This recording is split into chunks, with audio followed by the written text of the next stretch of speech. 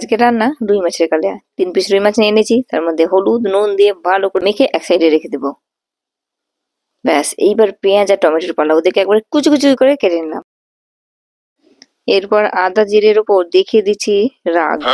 রাগ মানে কাউকে কিছু বলতে না পারলে সেইটাই গায়ে জোর দিয়ে একবারে বেটে নিলাম। আদা আর জিরে তুলেও নিলাম। গ্যাস অন করে তার মধ্যে দিয়ে দিলাম সর্ষের তেল। আহ কি ঝাঁঝ! অর্ধেকটা গরম হয়ে তেলটা উঠেই গেল। তার মধ্যে দিয়ে দিলাম মাছগুলো, একবারে লাল লাল করে ভেজে নিলাম। ওই তেলের মধ্যেই এবার গাছের ছাল, ফল আর ফুল একসাথে দিয়ে দিলাম ফোড়ন।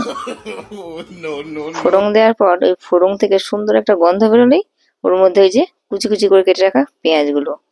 পেঁয়াজ ভাজা হয়ে গেছে, ওর মধ্যে দিয়ে দিলাম হলুদ আর নুন। তার মধ্যেই আদা আর জিরে বাটা, শুকনো লঙ্কা।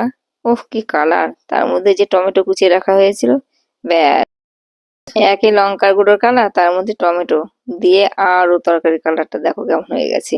ওহ দারুণ! তারপর ধপাস করে ঢাকনা চাপা দিলাম।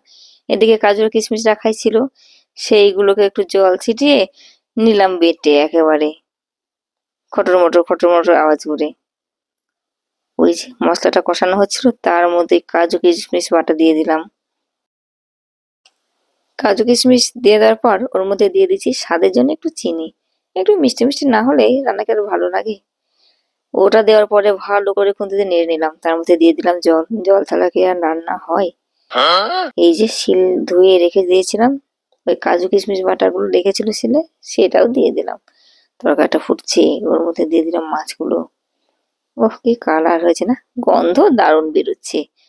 তার মধ্যে একটু নুন দিই, নুন ছাড়া তো খাওয়াই যাবে না।